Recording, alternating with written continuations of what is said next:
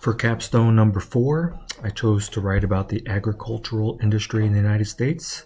It goes back to the very beginning organization of our country. No place has been more tied to the prospect of the farm culture than Northeast Ohio. This is where the area where I live, currently Youngstown. Our farmers are struggling and have been for some time. The consequences here are the opposite of what one might think. The lengthening of the growing seasons over time has increased the yield of crops and even allowed some industrious farmers to get 2 crops in a growing season. This is consistent with the observations in Chapter 10 of Hibbard's assessment that the northern states in the Midwest are changing the methods and crops that are being harvested. The risks, according to Hibbard, is that longer growing seasons can increase the demand for irrigation, encourage invasive species, and also change the type of crops that are planted.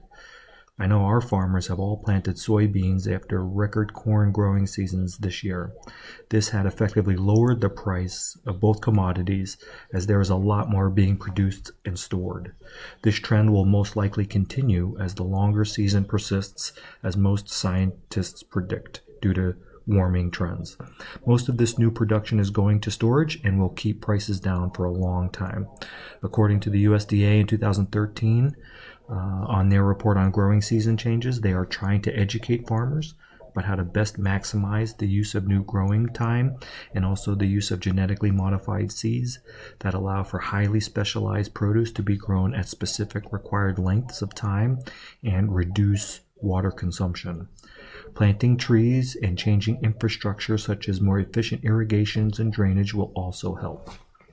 Thank you.